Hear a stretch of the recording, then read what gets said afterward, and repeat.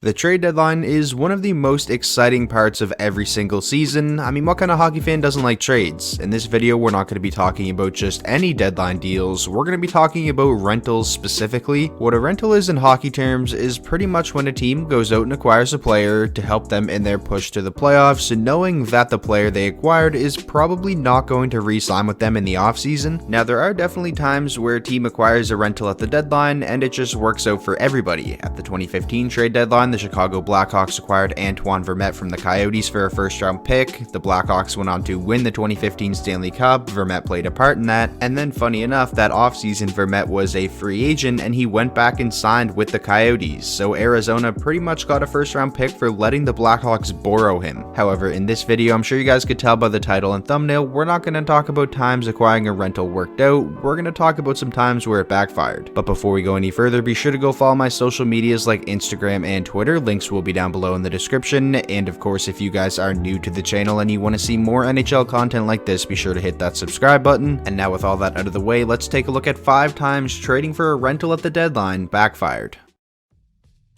All the way back in the 2014-15 season, the Detroit Red Wings were still a pretty good team. They were on track to make the playoffs for the 24th consecutive season, so general manager at the time Ken Holland wanted to beef up the roster a little bit. So at the 2015 trade deadline on March 1st, the Red Wings acquired Erik Cole and a conditional 2015 third round pick from the Dallas Stars in exchange for Mattias Janmark, Mattias Bachman, and a 2015 second round pick. The conditions on the third round pick that Dallas sent to Detroit were if Detroit advances to the Eastern Conference Finals, they would send that pick back to Dallas. Spoiler alert, they did not, so Detroit kept the pick. Now at the time, this was seen as a real solid pickup for the Red Wings. Erik Cole was in the midst of a really strong season with the Dallas Stars. In 57 games prior to the trade, he had 18 goals and 33 total points. And after the trade, he came into Detroit and played relatively well. In 11 regular season games, he had 6 points, but unfortunately, he then suffered a spinal injury, and not only would he never play another game for the Red Wings, he would never play another NHL game at all. That injury ended his career. With the third round pick the Red Wings got from the Stars in this trade, they selected defenseman Ville Soljärvi, but this past season they actually traded him to the Coyotes for Eric Comrie, and now Eric Comrie is no longer a part of the Red Wings. So pretty much the Red Wings gave up Mattias Janmark, Mattias Bachman, and a 2015 second in exchange for 11 games of Erik Cole. This trade wound up working out really well for the Dallas Stars. Mattias Bachman never played an NHL game, he probably never will, but Mattias Janmark gave the Stars some real good seasons. He had 15 goals as a rookie, 19 goals in his second season with Dallas. Overall, Janmark was just real solid for Dallas in the 4 seasons that he spent with them. This offseason, he actually signed with the Blackhawks, but we aren't done just yet. There's that 2015 second round pick still, and even if Dallas had drafted somebody with that pick who never wound up playing a single NHL game, I still would consider this trade a win for them just based off of what they got out of Janmark. That is not what happened though. With that second round pick, 49th overall, the Dallas Stars selected somebody I'm sure you're all very familiar with now, Roope Hintz, who in the 2019-20 season just had a breakout year for Dallas with 19 goals and 33 points in 60 games. He's 24 years old and is seen as a massive part of the Dallas Stars team moving forward. All of this because they were able to sell high on Erik Cole over 5 years ago.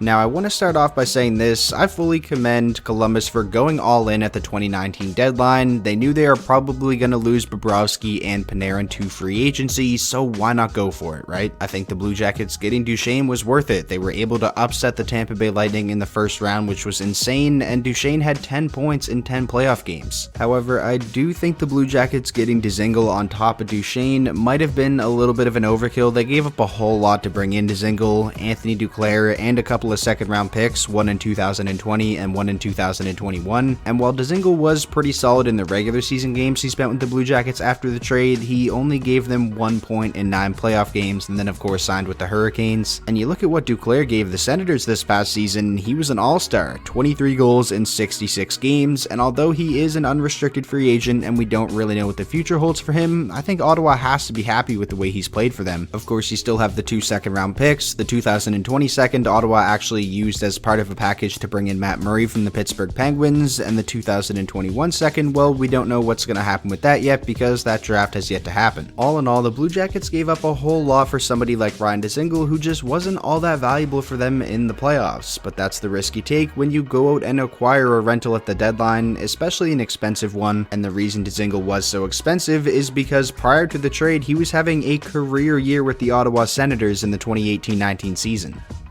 At the 2016 NHL trade deadline, the Chicago Blackhawks were loading up. They were looking to win back-to-back Stanley Cups. It would have been their 4th in 7 years. They made moves like acquiring Christian Ehrhoff from the LA Kings. They brought back Andrew Ladd from the Winnipeg Jets. They gave up a pretty big haul to bring him back. But the trade we're going to focus on is when the Chicago Blackhawks acquired forward Thomas Fleischmann and forward Dale Weiss from the Montreal Canadiens in exchange for a young Philippe Deneau and a 2018 second-round pick. It's safe to say this trade blew up in the face of the Chicago Blackhawks. In 15 regular season games for the Hawks after the trade, Dale Weiss had 1 assist, and in 19 games for the Hawks after the trade, Fleischmann had 5 points. And in the postseason, well, the Hawks were bounced in round 1 by the St. Louis Blues, and Weiss and Fleischmann had a combined 1 point. That was actually the final season Thomas Fleischmann would play. He retired from professional hockey, and Dale Weiss, he would sign with the Philadelphia Flyers that offseason. Deneau has put up 40 or more points in 3 of the 4 seasons he's spent with the Canadiens so far, including 53 points in 2018-19, and had this past regular season not got cut short, he probably would have hit 50 points again. On top of the points he's been producing for Montreal, he's an amazing two-way player. To me, over the past couple of seasons, he's been one of the more underrated centermen in the league. If Philippe Deneau was all they got for Weiss and Fleischmann, that still would have been an absolute steal for the Montreal Canadiens, but they also got that second-round pick, and they used it to select 38th overall in the 2018 draft, Alexander Romanov, who right now is viewed as not only one of Montreal's best prospects, but one of the best prospects in the entire NHL, and a lot of people, including myself, expect him to have a pretty big impact on the Canadiens this upcoming season. I tell you what, it was pretty smart of Mark Bergevin to ask for a second-round pick a couple of years down the line instead of just getting one in the 2016 draft where it would have been in the 50 to 60 range. Also, one thing that's worth noting, which is kind of funny, is the fact that Dale Weiss wound up back on Montreal anyways. He was on them this past season. Montreal acquired him from the Philadelphia Flyers amidst the 18-19 season. Nonetheless, it's pretty insane how big of an impact trading Dale Weiss and Thomas Fleischmann to the Blackhawks back at the 2016 deadline has had on the Montreal Canadiens' future.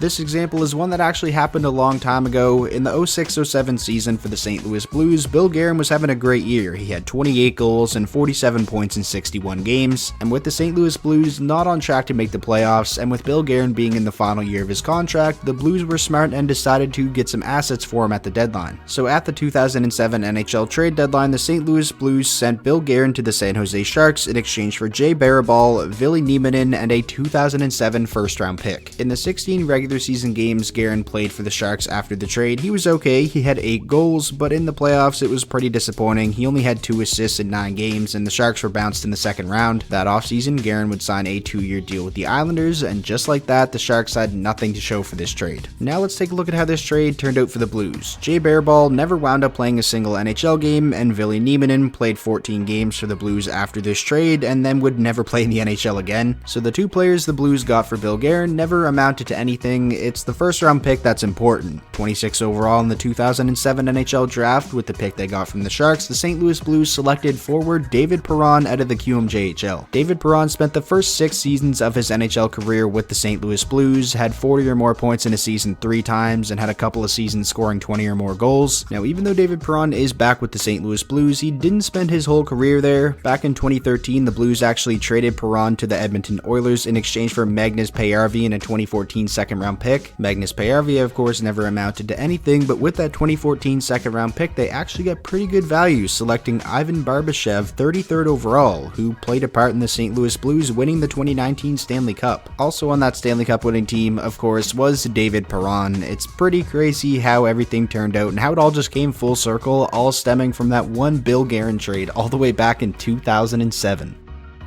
So we started off the video by talking about a trade that wound up being pretty awful for the Red Wings. Well, now I'm going to finish off the video talking about a trade that actually turned out to be really good for the Red Wings, or a couple of trades actually. This is actually the most recent example in the video. These trades went down at the 2020 trade deadline, and I say these trades because technically they are two separate trades, but for the purpose of this video we're just going to mix them together since they were on the same day between the same two teams. The Edmonton Oilers acquired Andreas Athanasiou and Ryan Kuffner from the Red Wings for Sam Gagner, the contract of Kyle Brodziak, and a couple of second round picks. The other trade that we're going to mix in is them acquiring Mike Green from the Red Wings in exchange for a conditional 2024th. The conditions on that 4th round pick, I believe, were if Edmonton makes the Final Four and Green plays in 50% of the games, it would then turn into a 3rd round pick. Of course that didn't happen though, so it remains a 4th. And man, did these trades ever turn out to be a disaster for the Oilers. In 9 regular season games after the trade, Athanasiou had 1 goal and 1 assist for 2 points. 4 playoff games, goose egg. They didn't qualify him, so he's gone. Mike Green played 2 regular season games for the Oilers, got hurt, retired, he's gone. And Ryan Kuffner, well, he played 4 American Hockey League games for Bakersfield and had a couple of assists. He's currently an RFA, but even if they bring him back, like, that's all they have to show for this. And for the Red Wings, well, it's obviously way too early to tell what those draft picks will amount to, but they did re-sign Sam Gagner, so he's going to be on the team for this upcoming season. As a Red Wings fan, I'm really happy that Steve Yzerman was able to still sell high on Andreas Athanasiou despite the fact he was having an awful 18-19 season with the Red Wings leading up to the deadline. Now, in Ken Holland's defense, who is the Oilers GM and was the GM when making this trade, it's pretty funny how Detroit was on the wrong side of the first trade we talked about in the video, and now they're on the right side of this one, but Ken Holland was on the wrong side of both of them. But again, in Ken Holland's defense, this was some pretty bad luck too. I mean, I thought Athanasiou was going to be a great fit in Edmonton, a player as fast as he is. If he could play with Draisaitl or McDavid, I thought the possibilities were endless. It just didn't work out. And then when it comes to Mike Green, well, obviously he got hurt, which is really unfortunate. That's just bad luck. And then of course he retired.